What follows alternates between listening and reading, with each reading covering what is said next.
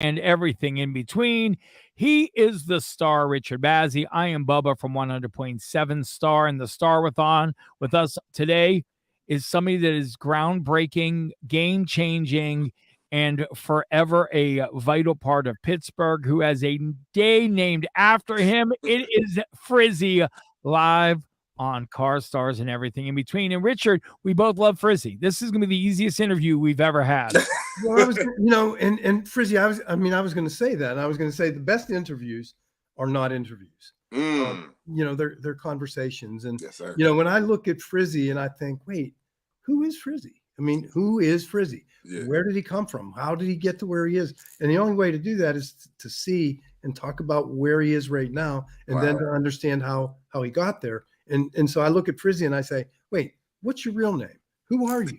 Where did you come from? I mean, tell us. All of a sudden, you're this major megastar. Thank you, man. Right here in our backyard. Love you, dog. And sometimes people don't. Then all of a sudden they go, well, you're an overnight success. Well, what they don't see are the 30 years before that pounding the streets, right? Talk about it. Yeah. So Frzy, what is your real name? Real name is Harvey Daniels, man. I got to go hard. I got to give him the full gov. Okay. And how did it get to be Frzy? Wow, that's a great question, man. I'll give you the direct, the edited answer, because we'd be on here all day. But no, man. When I started in my career, my rap name used to be Freestyle. When I first started, like the first 2-3 years of my career, when I started rapping, because I was known for freestyling, which I got the record for that and everything like that.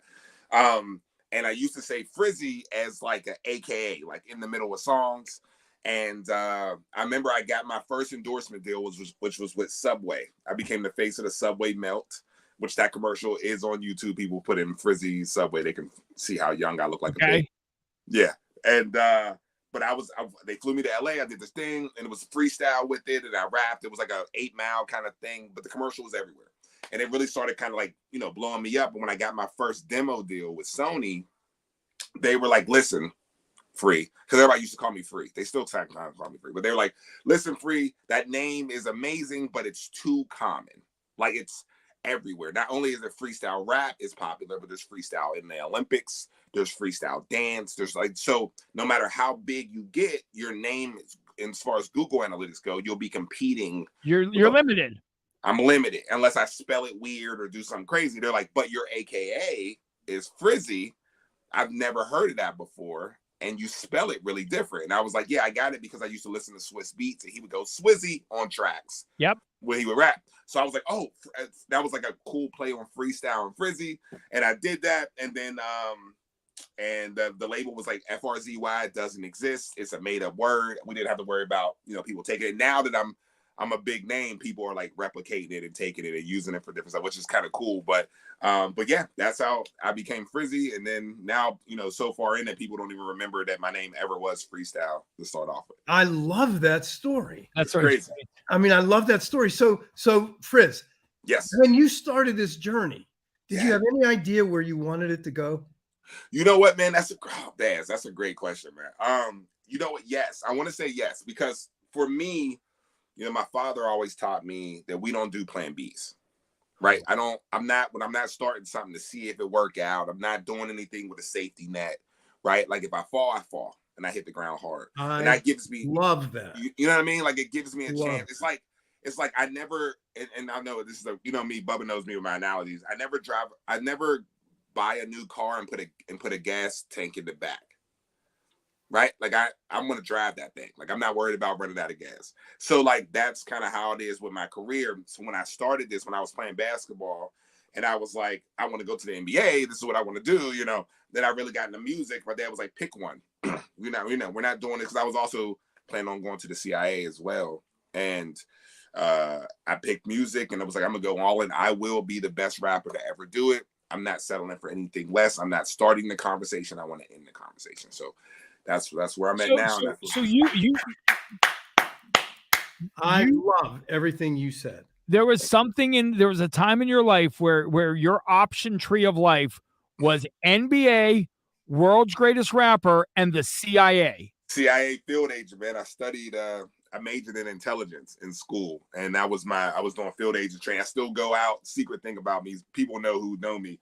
I still do field training and hand-to-hand combat and weapons stuff. Yeah. Richard, something you may or may not know about Frzy is every year Frzy learns something new, and he spends the entire year learning that new thing. Yeah. So give us a couple of things you've learned over the past years, and what was your thing this year, which I thought was super cool. Yeah, so this year is Braille. I'm learning Braille this year. I still got a couple more months in it. It's hard, but it's a lot of fun, man. You're learning Braille. You're learning Braille right now, which is great. I have my Braille kit, literally, like, it's so cool. German longsword was the year. Morse code. What else did I?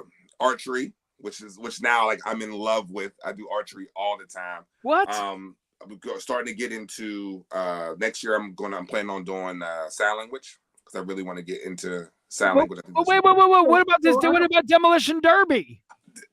Oh, Demolition Derby is yes. That was the. I forgot about that one because I started. Braille was like on my list before I did. Yes, Demolition Derby. Oh my goodness. Yes. Frzy. Yes, so how do you find the time? Now I know you have a lovely girlfriend and maybe fiance and wife by now. I don't know. but does she help you? Does she participate? Because otherwise you're going to be taking all your time away from her. How do you do all this? You know what? It's about like surrounding yourself with people with balance. You know what I mean? And people that support you in your journey and make sure that you that they're making you the best version of yourself. And also finding time for yourself. Like and being I've had to learn this because I wasn't good at this at first, is it's okay to be selfish for yourself. It's okay to find time for yourself because a lot of people around you, and I still deal with this, will judge you on taking time for yourself. And then, because and a lot of people, one of the quotes I'm writing a book right now. One of the quotes I put in there is that people don't understand how hard it is to be this busy, how much work it takes. That's true. Right, and I know both sometimes of you guys, people can be jealous of that. Exactly, and I know both of you guys can relate to that. You know, and so when I look at this and I say, okay, let's go back and now let's talk about freestyle. So when you chose to take the music direction, you must have. It seems like anyway that you chose a direction more of a family freestyle. You didn't go down the road of some of the other rappers that talk about drugs and talk about things that might not be so family oriented. You don't do that. So did you make a conscious choice to keep your freestyling within the boundaries of what you would call family?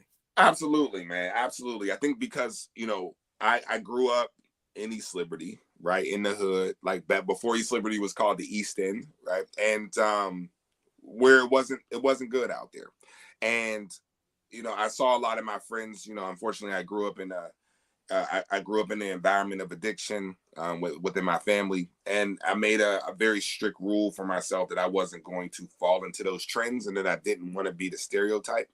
And I hate being predictable. And that's one thing I think that I'm allergic to is being predictable. Yeah, I think I'm the same way. Yeah, you're the same way. Yep. And I was like, I want to make sure that I break down walls that people build on purpose, right? Because there's societal walls and stereotypical walls, stuff that people don't even know exists, right? But there are also people that will just try to put you in a category because it's comfortable for them. Yep. And I said, I'm gonna take those pillows that they use to make themselves comfortable and create a path that I could pave with those pillows for the ones behind me. Because when I was coming up, there was no one to help me. Wow. If you're just tuning in, this is Frzy, and this is Cars, Stars, and everything in between. We'll be right back. Man, you are gold, buddy. Man, Doc. Loving these questions, man. You out here, man. Let's go. Yeah. We got some good. Well, it's easy. Like I said, when it's conversation, it's so much easier. That's what I'm saying. It's like how things I've asked myself about you that I don't know these answers. Yeah, no, this is how we be on the phone anyway. So this is like just talking. I know, exactly. I love that. Let's go so we can capture some more gold. Hang on. It's saving the first break. Hang on. Let me take a pull. I'm going to pull my Digital Divas. Here we go. Okay, go. Here we go. 100.1 FM, AM 1020 KDK. This is Cars, Stars, and everything in between. He's the star, Richard Bazzi from Schultz Ford at schultzford.com. I'm Bubba from 100.7 Star, and our star today joining us is Frzy. So, Frzy, when you list your accomplishments, and I think Chelsea sent us an email, right, Richard? Yes. And you read that entire list, which involves an Emmy, a Guinness Book of World Record. It is really unbelievable. But what you're about to do with the Pittsburgh Symphony Orchestra, crazy.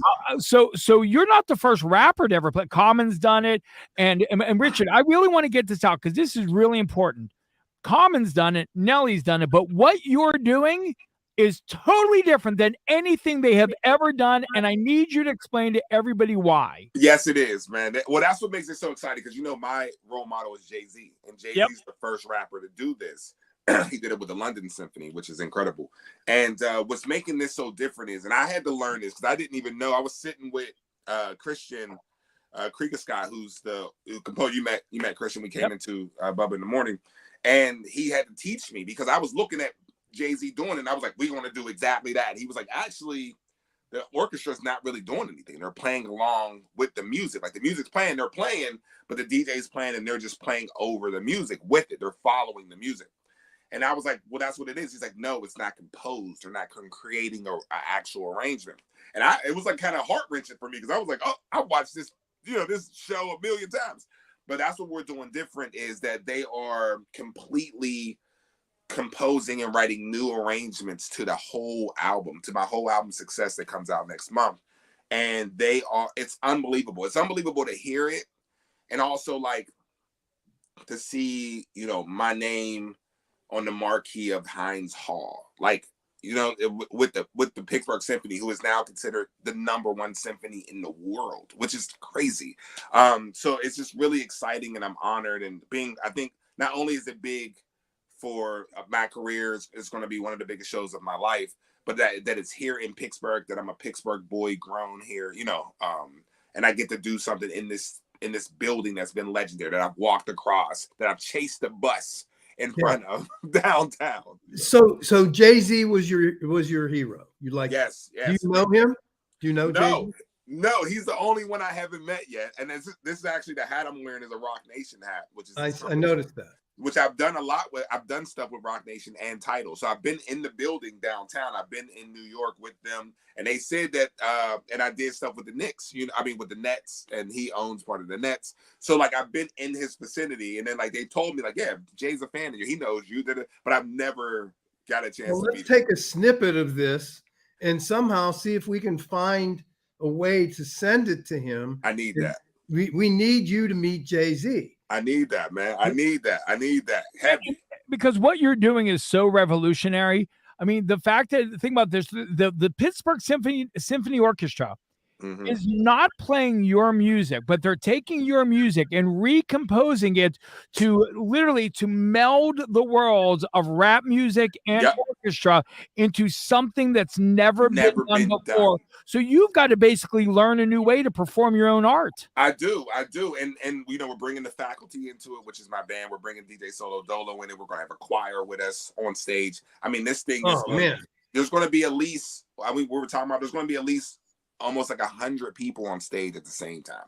This thing is going to be, just hearing it come together. We were rehearsing a couple of days ago at the studio, and to see all the preparation that the faculty has to do to get it ready, and Solo Dolo, like he's not just DJing, and see like the string section and percussions and everybody on the back with Shelly and Malia and the understanding of it, and what Christian's writing, and he has to rewrite stuff and move. And then like for me, just not only relearning the words, but some of the songs are a little faster.